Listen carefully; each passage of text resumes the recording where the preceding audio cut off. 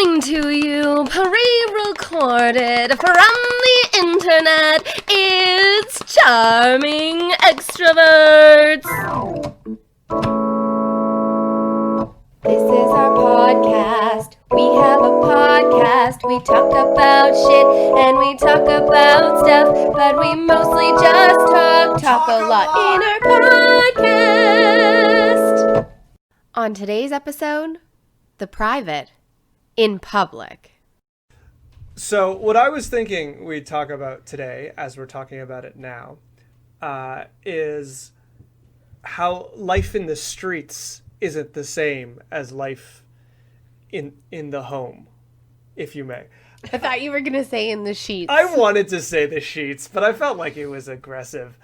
So one of the things I am always interested in is human behavior and how people change in the subtlest ways when they're aware they're being watched, or if they're aware they're in public or not. And I find it interesting where we have like social taboos of becoming too private in public, you know, doing something that's meant to be a home thing outside. And for me, always the ultimate example is people who cut their toenails in public. Oh, God. One time I was at a sushi restaurant and a man full on filed his nails, and I was just like, oh God. And I don't really get why. Like, I get it's gross, but it seems so gross, way too gross for what is objectively what's going on. Super gross. I think it's because they leave pieces of themselves everywhere. Ugh, and it's from their feet. I already have a problem with feet anyway, and just no, ma'am. You can keep your feet, ma'am. I don't want to see them. Mm-hmm. I don't. Yeah, that's fair. I think aversion to feet is on the reasonable scale of things people don't like about people. It's ironic though, because I sell shoes for a living, but it's fine. Well, you've just tanked your business now that everyone knows. No, I sell shoes. I don't sell feet. That's the difference. That is a good I'm okay if your foot isn't a shoe. I'm just I just can't. I suppose I should rephrase. I can't really do toes. I guess that's what it is. I'm weird foot hands. No, bleh. That's a weird specific thing. So the rest of the foot is fine? Not really, but it's less bad. So if I had a small sock that I rolled over just the tips of my toes so you couldn't see where they connect, that would just be better. I would prefer if you had a full sock on and a shoe. Now that is some truth right there. But it's not even just because those are generally gross things that we see that are just gross. Same thing I think with people spitting or people picking their nose. Oh, I hate people spitting. Oh. Or when people, yeah. Have you ever seen anyone do a snot rocket where they just cover one nostril and then just yes, I have. Oh God. I may have partaked in a few snot rockets in my life. No. No. We are canceling snot rockets in 2020. No, well, I think COVID kind of ruined the appeal. Right? Yeah. Absolutely. Very much so. And there's certain places on the planet where they're not spitting, or snot rockets is less of a faux pas, and you will see it more aggressively.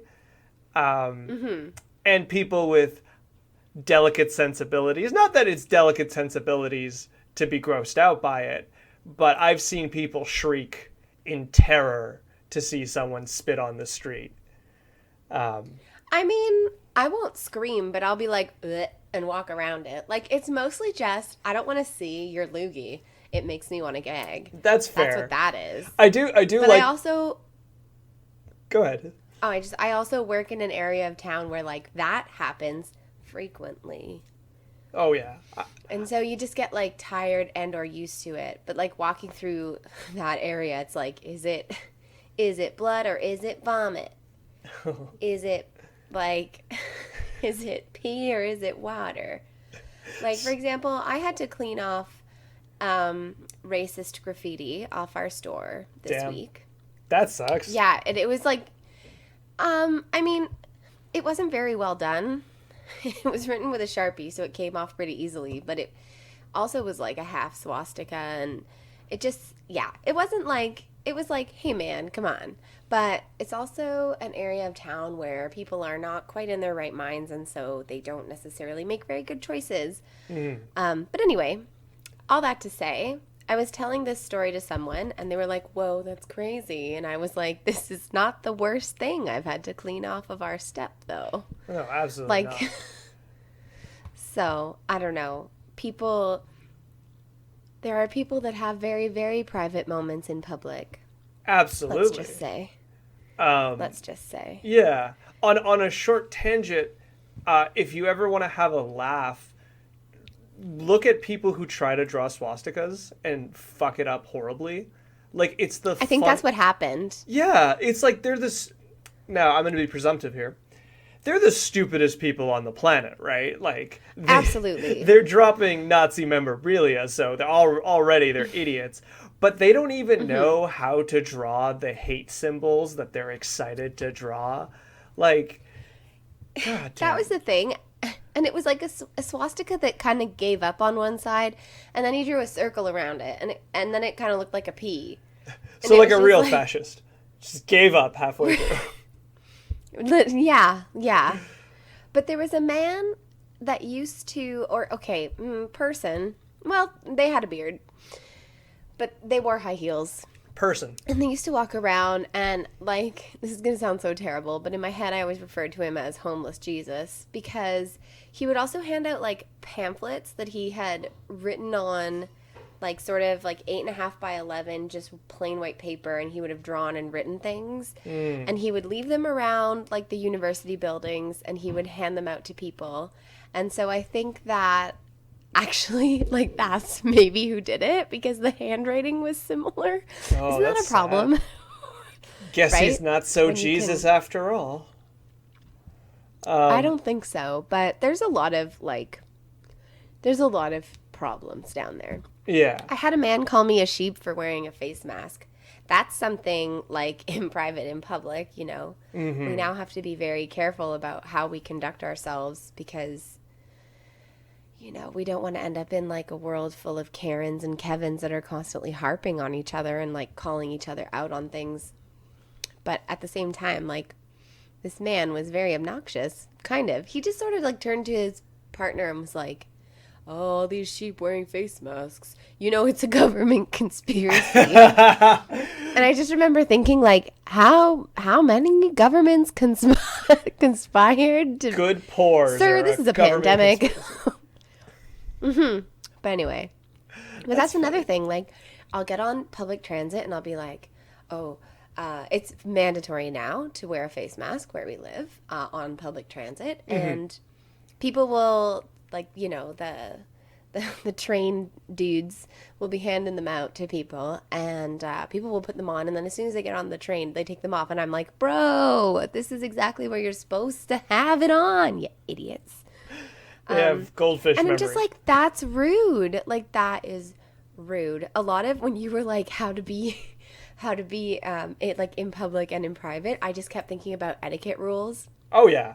And like, okay, so there's etiquette on how to be, like, on the bus, and, like, what is considered polite and courteous. And that etiquette is changing because of COVID, because it used to be like, you know, if you had a backpack, don't take up a seat if you don't need to. But now it's like, don't sit next to me at all. Absolutely. So, or like people that play music off their phones or off of speakers, either like in a public space or on public transit. I'm like, I didn't ask to listen to this. It's like, I never understand it. Like, I like listening to my music real loud, don't get me wrong, but I do get, like, it's this weird power move, especially for some reason 14-year-old boys on the back of buses really, really like to do. Yeah. And I've sat beside those boys as an adult, And I'm not gonna fight a 14-year-old boy. Like it's not that I'm not gonna tell him to turn off the music because I'm squeamish about it. It's just like, oh, I don't want to deal with this. I don't want to have to like talk down someone who thinks it's the right call and scold them. Also, it is really part of it also is if they're not a 14-year-old boy, they're like a low-level drug dealer and they look kind of scary, and you're like, I don't want to get involved. That's fair. I guess we'll just listen to Drake all together now. The ultimate horror story. Yeah, and that's definitely like a private and public. But I think like because the things we've described are active advanced techniques, like people who do this are doing them with the not with the intention of pissing people off, but like they're doing them with intention. But then there's like things that aren't malicious but are still seen as too private, like PDA, public displays of affection. Like everyone has like a line of what they believe is a reasonable amount of affection. Hand holding before marriage is insane to me, but I don't. Your hands get sweaty. It's real. You gotta wear gloves so your skin doesn't touch. It's real. Just like, what is it? Christian side hug, because you can't say Duggar side hug anymore because their son is a jerk. So you just have to say Christian side hug. That's all you're allowed to do. I think that's your hips touch. That's definitely a little too sexual. That's true, right? Like if your hands can't touch. Yeah. But your hips. Then your hips can't touch. Okay. That's near the butt, which I can't believe I said out loud. But even like, some people will kiss on the street. And like I don't know, I'll kiss. I don't mind that. But there's obviously like a limit that we don't have to specifically spend the rest of the podcast trying to find out. But no, like, I'm pretty sure people understand kind of what that limit is, or at least they understand what that limit is for themselves. Hopefully. Yeah, hopefully it is something. I've heard this, and I don't know if it's 100% true, but there was this idea I saw that was like, if the more cute the couple is, the more people are willing to tolerate. But if people are like already social outcasts dressed as pirates, they're not. And then they can't go, which is true, like in a really sad way when you have people who are like LGBTQ couples or things like that. Like society is having none of that because they don't. It's verboten, right? But you see like a nice Canadian boy and a nice Canadian girl, and they're holding hands, giggling and kissing cheeks, and people are like, that's wholesome, which is, bullshit, but like whatever. So that's definitely a way people can enforce their like change up the game. I think the other one that comes to mind instantly is women breastfeeding in public. Which people got real butthurt about all the time. People do, and I don't know. My opinion about breastfeeding is I don't have a child that I need to feed with my boobs, and so therefore I don't really have an opinion, nor have I ever fed a child with my boobs. Absolutely. I think if your kid is hungry, sure, feed them. Maybe like gauge the situation where you are. I feel like the people who get really butthurt about women breastfeeding in public are the same people who get really upset when babies cry, and they fail to see the connection there. Yeah, well, exactly. I'm just like, obviously, like if you're at, I don't know. Well, like, I don't know. See, that's why I don't think I'm allowed to sort of, well, not allowed. Alloud's not the right word, but I don't really have an opinion because I think that, the kid needs to eat. But also part of me is like, well, maybe like if you put a blanket over top and like, depending on the context of where you're doing it, maybe be modest. But I think that's my like Christian lady who clutches at her pearls being like, don't have your nipples out, ladies. So I don't know. That's why mostly I'm just like, it's probably really hard to have a child that needs to eat that way and to be a new mom in that way. And so, you know what? Just do what you can do. See, I feel the tabooness when it happens that's been ingrained in me, even though I don't believe it. I still have that reflexive kind of like, oh, Yes. only look at her face. Do not look Right? anywhere near that. But also, I don't know if She this should has put a happened to blanket you. over. If you've ever had a woman with her baby talking to you and mid-sentence without pausing start breastfeeding their child. Like No, it's amazing. but I feel like it's such a power move. You can't say it is. anything. No, and I feel like it would make me really uncomfortable because I'd be like, oh, okay, that's happening. But I think there is a difference between a mother, say, breastfeeding a 6-month-old versus a mother breastfeeding a 5-year-old. Like,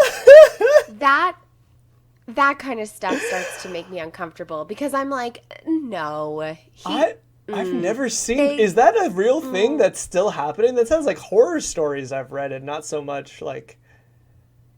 Wow, Arja. I mean, I don't know.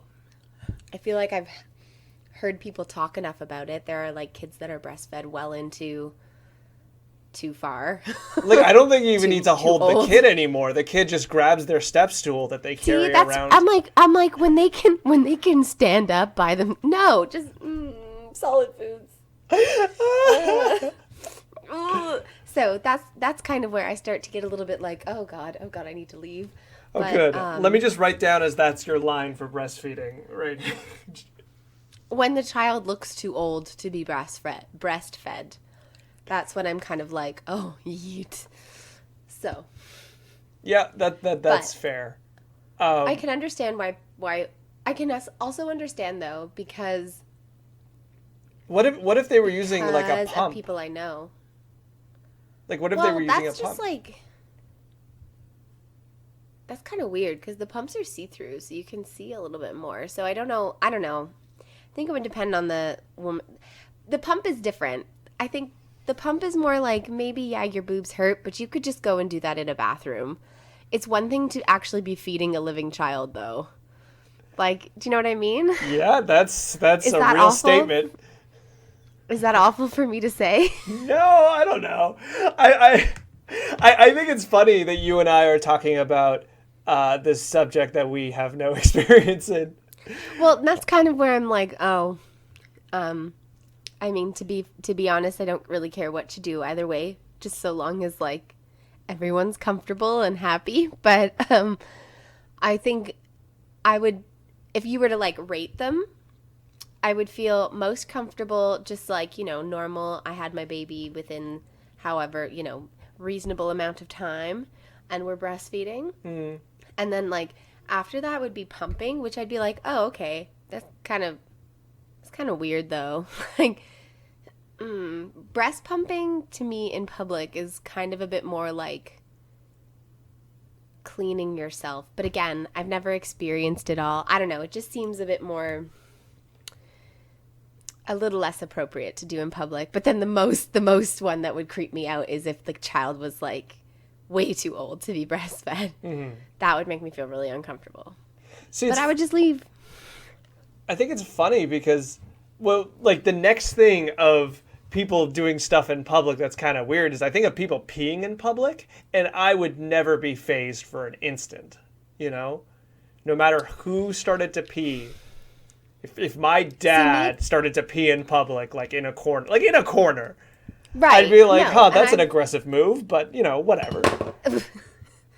My thing is, so long, like, as somebody that always needs to use the washroom, pretty much, my thing is, if it's your last resort to, like, pee outside, and you have the means to do so, meaning, like, bush and coverage and green stuff and grass, so you can, like, go measure the trees, quote unquote. Like, if you can kind of hide yourself, then I'm like, yeah. But like peeing on a building, I'm like, come on, that's gross. Why? Because you can see it happening, or you can see the pee? I don't know. It's just more like, like if you're peeing on a building, you could have gone inside and used one of the toilets in that building. That's not always true. Well, but it's often true. At least like downtown. Part of it also is one time I was taking the 12 home, and there was a bar, and there was a man in a wheelchair, and it was like a motorized wheelchair, but obviously he still had use of his legs because he had like motorized himself over. He was obviously like smoking with his friends at the patio, and he was drinking, and he had to use the bathroom, so he just like putted himself over to the dumpster and just like heaved himself up and peed against the dumpster. But it's just like, oh, I don't need to see that. Like, I just don't. That is a unique experience, seeing that. I don't know how many people see someone leave their accessibility hardware to pee behind a dumpster. So that's like almost a unicorn. That's not quite a unicorn, but I think you've almost seen a unicorn. Yeah. Oh, you can see lots of stuff when you take the number 12. Oh, yeah. Which is a bus and not a drug, just in case. I mean, could you imagine if they invented a drug called the number 12 and sold it on the number 12? Because that's exactly where, if you do want to buy drugs, that's where you can get them. I had a lady try and sell me pot once. I always feel weird when drug dealers approach me.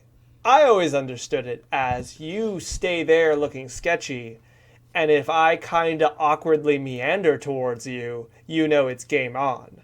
But if you come to me, it's like, excuse me. What kind of person do you think I am? Suspect. Yeah. Well, that as well. But I also am like, what's in this? What's in this then? That meth. It's always meth. Right? Yeah. It's just the natural thing to put in drugs before giving to people is meth. I mean, that's a very number 12 drug. That is a very number 12, yeah. It is. It is. We kind of. Go ahead. I was just gonna say we kind of veered off topic, but what were you gonna say? Well, I was gonna veer us back on. Welcome, perfect. Well, great. I think coincidence. So, okay, so what did we cover? We covered people. Okay, that was breastfeeding, and then peeing. And people like showing public affection. Now let's get a little more abstract. Let's talk about when people show too much emotion, if that makes sense. Like when people really cry, like really, really cry, and that catches people off guard. And when people are in immense pain, either emotional or otherwise, even when people are really happy, like too happy, there's that whole like, ooh, like this isn't your house mentality of like, ooh, inside, outside. Well, inside voice, weirdly enough, even though you're outside, Yeah, I know what you mean. As someone that is often told, use your inside voice, or at least used to be. I still am. Well, because there are certain extroverts who always get told to shut up. There are certain things with being like loud and obnoxious, which are like classic extrovertian traits. And not to say that they're necessarily bad. Sometimes you need that. But there are people that are like, you need to calm down. I learned that lesson when I was 14, and this girl pulled me aside and was like, I'm a very quiet person and you're very loud. You need to meet me halfway. And I was like, oh, okay, I'm so sorry. She was like, every rehearsal I leave with a headache. Perhaps she was catty in telling me this, but at the same time, it's like, I'm always impressed when people you need do to learn to balance. When someone has the, I'm not going to say audacity, I'm going to say the gall. When someone is able to take me, like, first of all, she took you aside. And taking an extrovert aside is a scary move. Like, you don't know. They might stab you. So they took you aside, and they had the bravery to say, you're a lot. Like, I'm always impressed when someone says that to me. I'm like, God damn, I respect you. Like, good on you. And that, exactly. And for me, I'm like, yeah, you're right. And if I'm too much for you, like, thank you for telling me I can tone it down. Absolutely. But my thing is, like, being extroverted, even though I'm an extrovert that like I don't like house parties, I don't like big gatherings. I like performing on stage. That's a very extroverted thing that I like to do. And I like entertaining small groups of people and selling things. Where was I going with this? This is just your resume. Oh, but so my default setting is always to be like sparkly and, you know, on, so to speak, with like air quotes. Yeah. And that can read as obnoxious and like, or maybe not necessarily fake, but maybe just a little bit like over the top to some people. And so whenever somebody is like, hey, you're being too much right now, I'm always really like, wow, I'm super appreciative of that. Sometimes it hurts my feelings and I try to conceal that. Mostly only hurts my feelings when I'm like singing and someone's like, you're being too loud. And I'm like, okay, I was just having fun with my voice. Oh yeah, that one. When people talk about, like, whenever people say that I'm a bad singer, they're right, but it also hurts every time. It's just something more vulnerable. But here's a question. So like when we see people outside, like my prime emotional moment people have outside is watching either a couple fight or a couple break up. So yes, I'm going to ask you first, then I'll tell you. Okay. If you were sitting somewhere, let's say a park, and you didn't have anywhere to be, but you weren't with anyone else, and you're watching, you notice that they're starting to break up. How long before you look away, or do you look away at all? Okay, so I used to get into a lot of trouble with one of my first boyfriends for this. Actually, my very first boyfriend. I don't know why I said one of. There's only one first one. But anyway, I am a rubbernecker. And not so much in the terms of like car accidents where you're like, ooh, what happened? I mean, I kind of like that Hold too. on. That's what that word means? Rubbernecker means someone who's nosy? Well, the idea is that, like, okay, I always knew it's specific to car accidents because when you'd be driving by, you'd have, like, the passenger would be the rubbernecker because they would stick their neck out the window to see what happened. So they're the one craning their neck. But I don't know. It's knowing what we know now, it's probably racist or offensive of some kind. But well, I'm not sure. And I don't mean to, like, make a joke out of that. I no. Let's never look it up. I used to say... Right, never look it up. It probably means something terrible. But anyway, it's just like the term that I use because, especially when it comes to people having fights in public, people being super twacked and having like fights with nothing or just yelling, or like you said, couples breaking up, especially anything to do with couples. I'm like, if you are in public, you're on display. If you're going to make a scene, I'm going to watch. And I remember one time my first boyfriend lived in a really sketchy part of town and in a really sketchy apartment building, and there were drug addicts going at it in the middle of the street at like 4 a.m. And I full on got up and like stood on the balcony to watch. And part of that is if something goes wrong, I'm a bystander and I can call the police in this situation because they were like very, very cracked out. And nothing went wrong. They both kind of stormed off and walked away. But the other thing is, if you're going to be loud and you're going to yell about it, I'm going to watch. Absolutely. I'm curious. I just want to see what's happening. So I would 100%, I would be covert about my watching, most likely, especially if I felt for one of the participants. If I was like, oh no, she's just like breaking up with him and he loves her. Oh, I feel so bad for him. or vice versa. I'll try and be like really discreet, but if you're gonna like have like a screaming match and just be absolute idiots, I'm gonna fucking watch. Yeah, that's fair. I sometimes like, okay, the first thing, because I watch completely too. If I'm with someone and they want to go, I'll probably be like, yeah, let's leave. But if I've got nothing to do, I'll absolutely watch. And I think sometimes I say, and I don't just say this, like I mean it, like I do sometimes feel like, oh, I feel a little weird about the tension. And I don't want, like, I'm not going to, like, if two people are having a really bad, like a couple's having a really bad screaming match, I'm not going to call the cops. But I will watch if I need to yell a really big kind of like, hey, just to like diffuse a Yeah. situation that I think is. And as much as I Yeah. say that, that's not why I'm watching. I'm watching because No. I want to see someone cry. I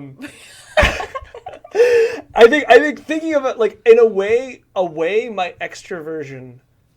So a part of how I describe my extroversion is that I'm a social vampire, and I like that. oh yeah, social vampirism is when I drain the energy of other people. That's actually like I think it's a thing.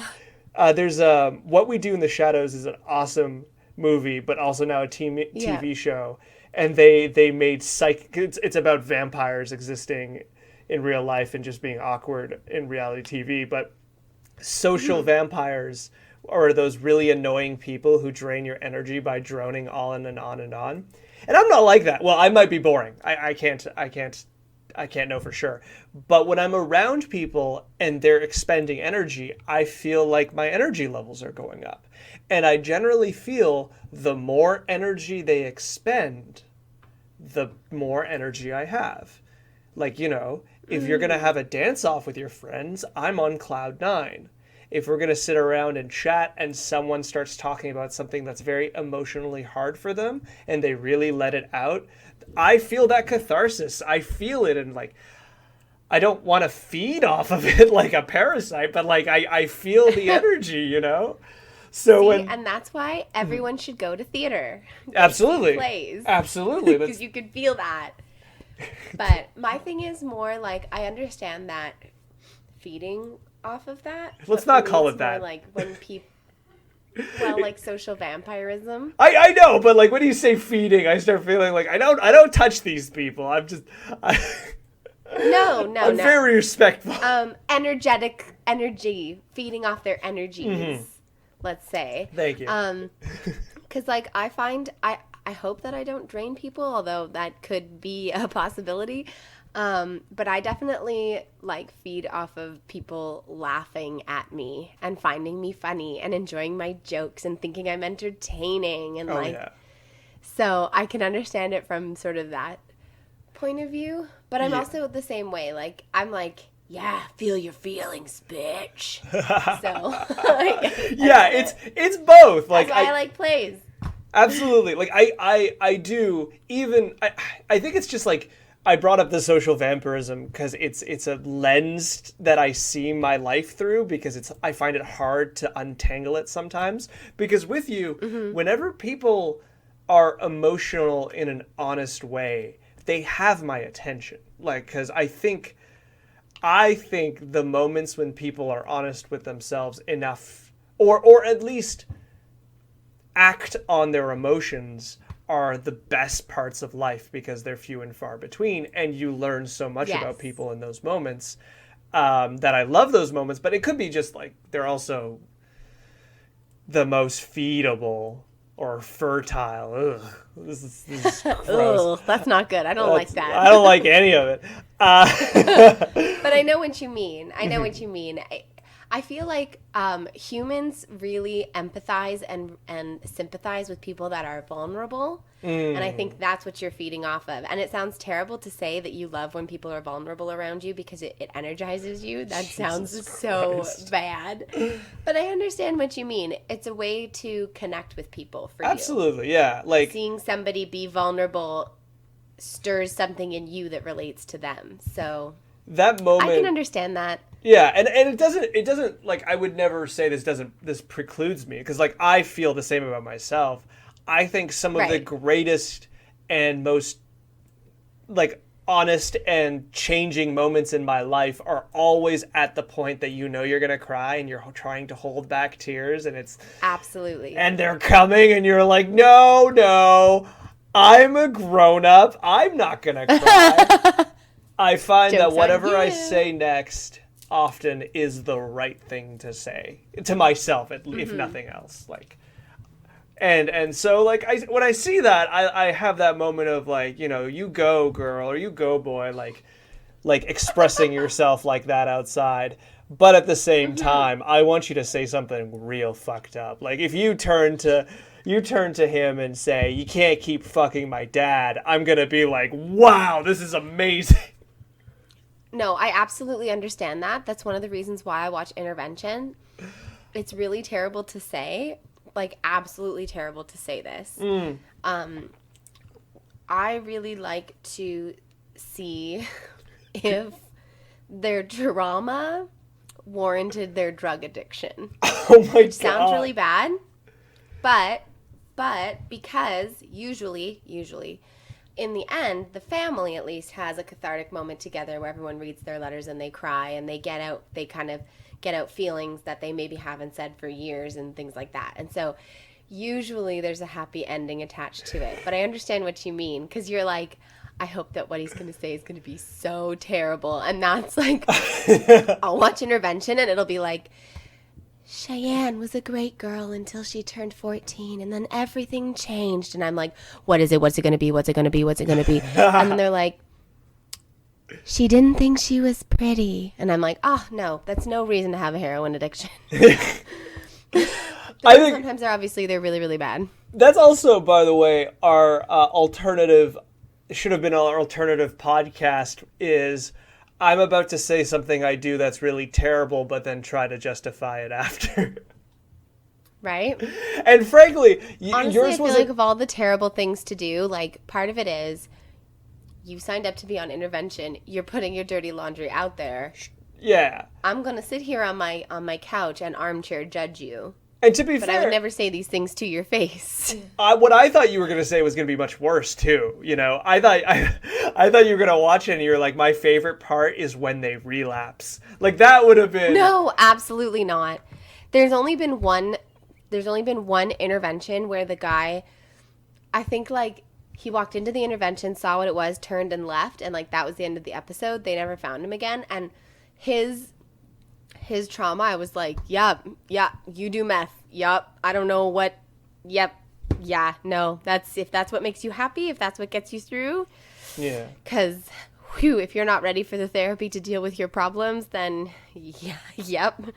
So, occasionally, some of them are like really, really heartbreaking and bad. But like one of the first episodes is a guy that's addicted to video games. And he has a friend that is a girl that is beautiful that wants to be his girlfriend. And they're all in their like early 20s. And he's too busy. This was one of the early episodes. So it's, from like 2005. He's too busy playing like Xbox 360 or PlayStation 2 to even notice her. And he goes to rehab and then he leaves rehab early. And he's like, I don't care. I'm still going to play video games. And I'm like, I understand people can be gamers and that's fine. I play video games, but this is insane. This kid played games for like 20 hours straight every single day. Like, yeah, problem. Like when he was playing the games too, his behavior was not good. Mm-hmm. Anyway, where was I going with this? So his trauma, no, not worth his addiction. He could learn better ways to channel his problems. And then maybe he could actually talk to that pretty girl. But the whole episode, I was like, girl, you could do so much better than him. I think that's... Anyway, we deviated. Come to Hilary, and she will measure your trauma against your addiction and tell you whether or not you should continue. That's so terrible. I would never in real life. I think part never, of never ever. That's fair. I wouldn't believe you would, and if you would, you'd do it anonymously. So no, I wouldn't. These people have already signed up to be on Intervention. That's when fair. You sign up to be on reality TV, you sign up to be judged. It's just a fact. They consented. Yeah, that's fair. I think it's also. I think it's also that people like I'm okay with people pouring out their hearts if I think they're going to get better. Not if they're going to get better, yes. Because I don't know. Yes. And I'm fickle. So if I feel like they're going to get better, I don't feel like a vulture. But if someone I know or know of that's just not in a good place is spiraling further, oh, I don't want to be there. That's too much. Oh, obviously if I knew the person, I would feel very differently. Yeah, I didn't know. But it's also like you say, being in private versus being in public. When you agree to be on a reality TV show, you agree to show the public your private stuff. Yeah. And you offer it up for either acceptance or judgment. That's what happens. That's why I love shit like The Real Housewives of Beverly Hills and Vanderpump Rules, because that's people behaving like assholes. And it's very entertaining, and they get their comeuppances, and you feel justice for them sometimes. Sometimes you're like, yeah, you deserve that.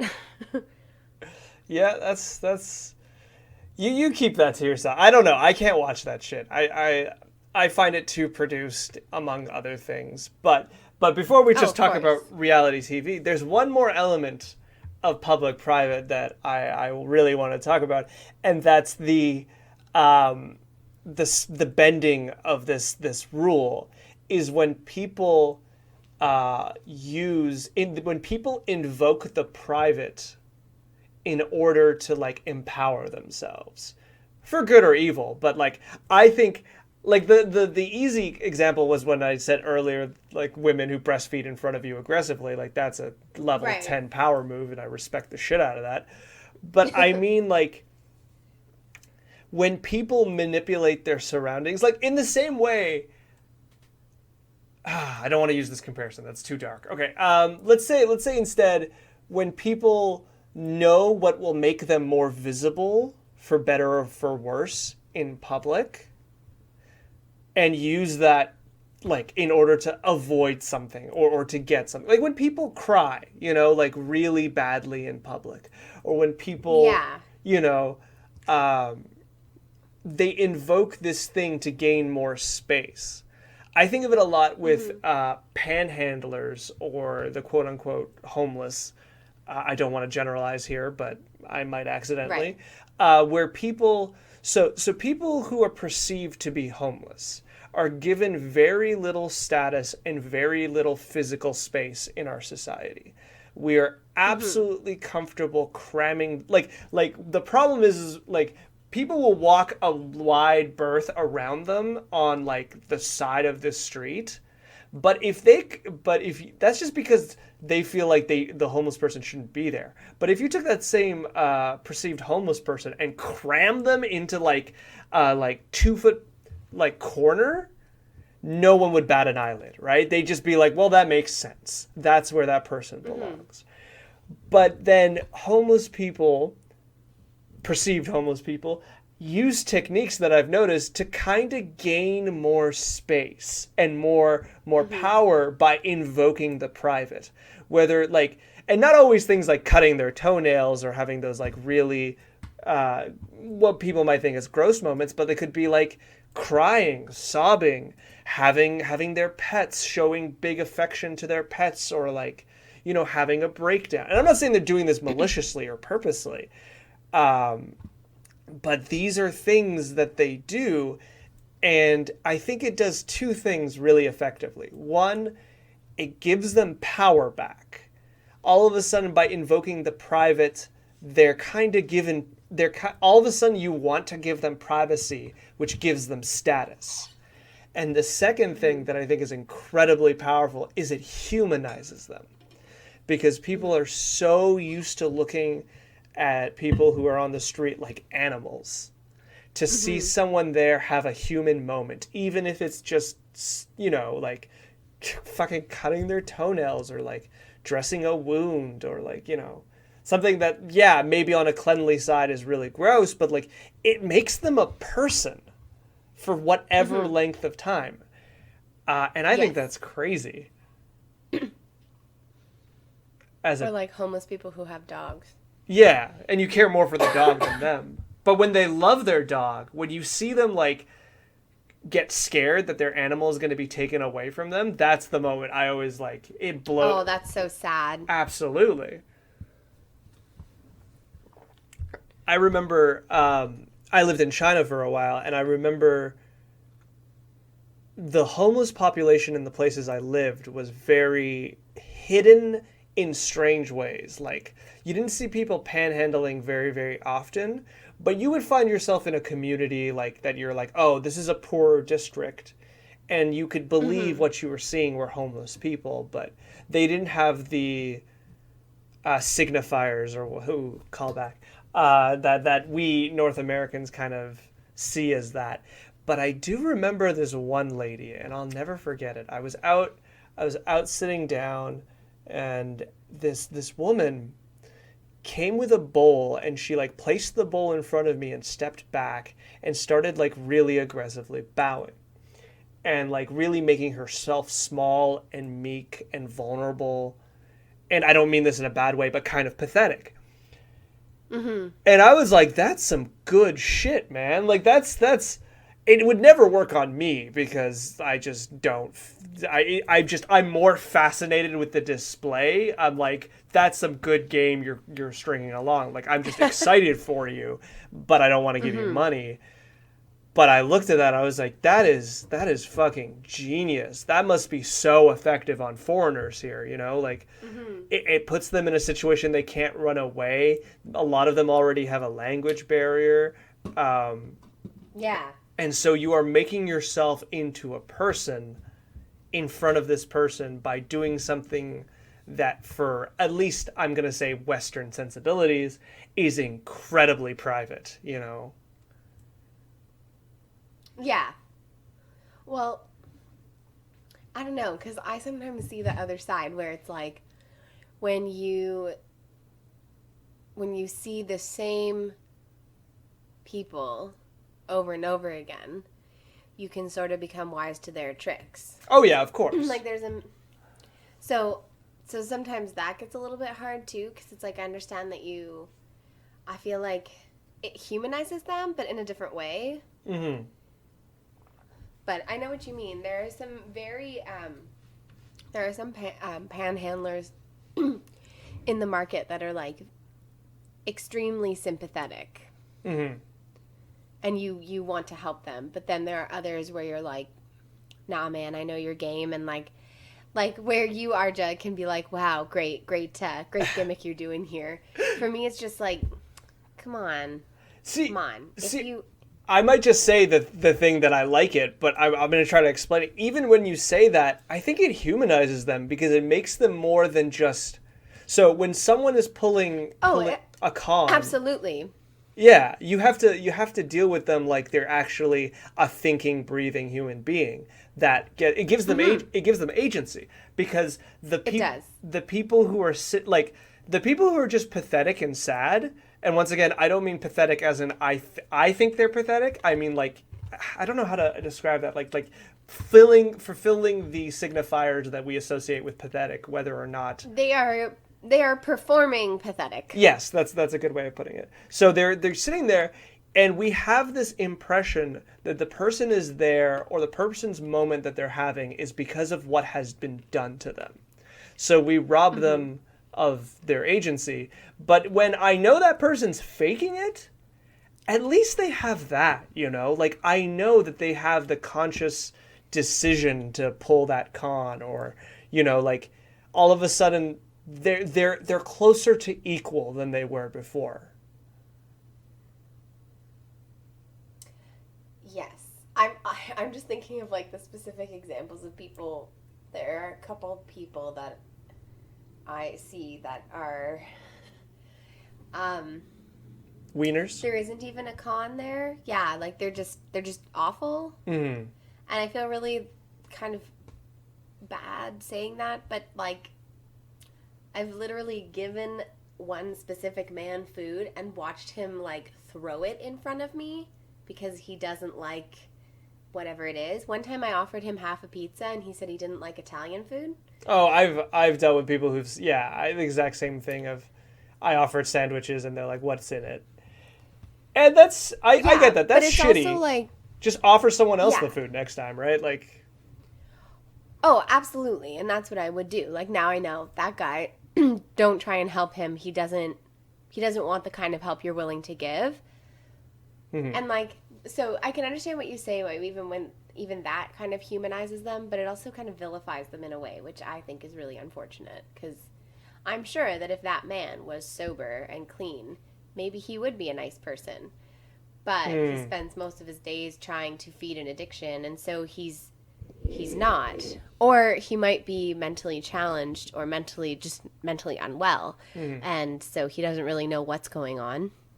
Yeah. But like, I've also watched him harass people, like, and that's where it gets kind of tricky, right? Especially with people begging is I've seen people get a no, and then I've seen them get forceful. And that gets really bad. Like, there's one guy that always asks for money, and I've literally seen him hit women. Yeah. Like, don't. Ugh. See, when I was thinking about this subject, one of the things I was thinking to myself, like, oh, don't be careful how you invoke homelessness, because, like, I mean, that's a really, really complicated tangent, but I think it's something that needs to be said when we talk about private and public, because these people have no private anymore. They have no private. Yeah. Well, and one of the reasons why I think that the area of town I work in has gotten sketchier since the pandemic started is these people don't have a home to stay in. And so they're all still out on the streets. And as a result, that culture is getting a little bit more nefarious because they have nowhere to retreat. They have nowhere to retreat, and there isn't the same level of people around. So there isn't the same. So for them, there isn't the same level of income, for example, if they're begging for change or for food. But on top of that, like, I mean, do they even know what's happening with COVID-19? Like, do you know what I mean? Like, there's such a disconnect. And the fact that they don't have anywhere to go means they gravitate towards sort of a little bit more populated areas. But yeah, and it still ends up kind of creating problems. So,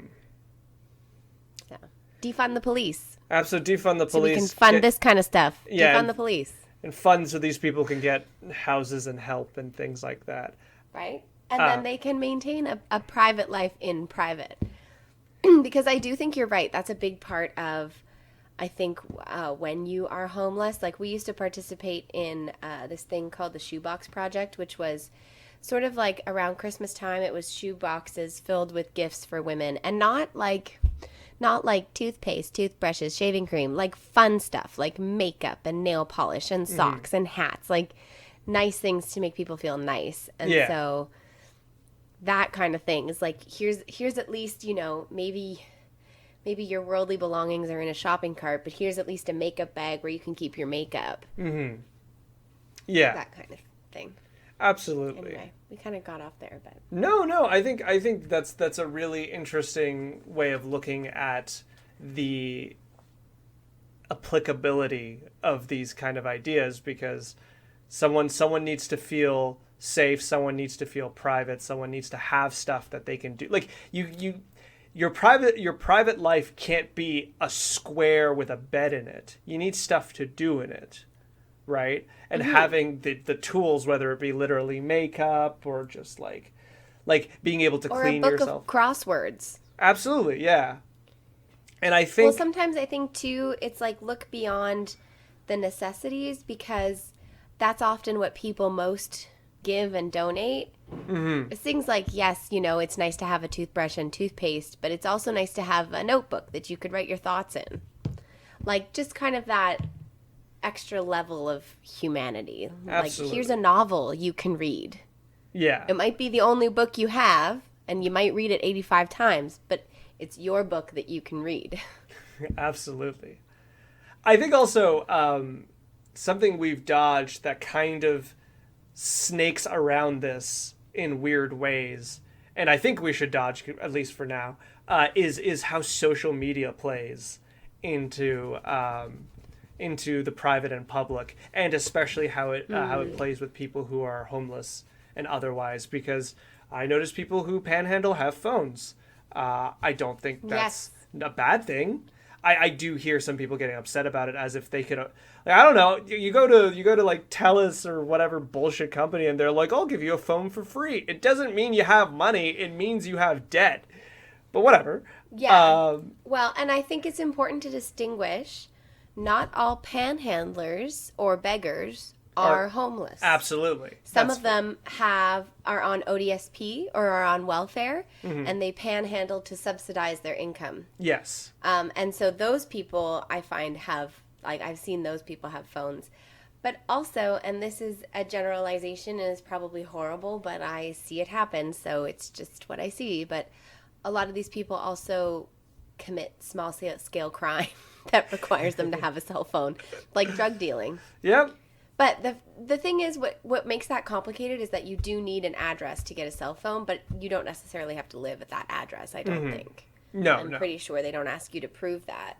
Sometimes they do. I don't know. I honestly don't know the extent of that. But I also wonder the extent of, as our generation and the next few generations grow older, how the social media private public starts affecting people who have lost their private public. But well, I feel think like it already that has. absolutely. I just don't know if we have time to get into that, because that's a whole giant bucket of. I just have like one thing to say about it. It's very concise. Go for it. Absolutely. So I used to, see all these really lovely photos, relationship photos, or like just travel photos on Instagram. And I used to be like, why don't they don't have that? What? And I remember reading an article where the way that she phrased it is she said, sure, maybe you see all their nice couple photos, but they're not going to post photos of them having fights at 3 a.m. and then eating a pack of Oreos to like deal with it. You know what I mean? So just always remember that what you see on social media, even if someone is saying, this is the truest I am, it's always contrived. It's all contrived. It just is by its nature. You choose what you want to post. That's just there it is right there. You are already controlling what you are presenting in that way. So it can't be, it will never be absolute reality. Absolutely. What is our demand for our listeners in topic of this? I want to tell them to go and have a fight in public. Everybody go post a no makeup photo on Instagram. No, I'm kidding. Go have a fight in public, but have it outside of where I work so I can watch. Yeah, there's always like people get arrested and I watch that and it's like, oh, but it's embarrassing for them, and I'm like, yo, that fool's getting arrested. I'm gonna watch. Like, yeah. Okay. Here's a more realistic one. I would say here's my demand. Because we all kind of get in our bubbles, especially like I walk to work every day and I still don't notice everything that happens around me because I have my headphones and I'm used to not looking at everything. But next time you're in public, look around and see if someone is behaving in a way that catches your attention, and see if it's because they're performing what we believe is private life publicly. That's a very good one. Yeah, it's a fancy way of saying just think about it, Just think about it. Spy on people. Go people watch. Oh, that's probably going to be an upcoming episode, is people watching. But not now. About that. Just okay. Next time. I don't have something witty to say, but we have a place you can find us and more of our great funniness at Podbean, which is charmingextroverts.podbean.com. Or if you go to YouTube and look us up, you'll probably find us.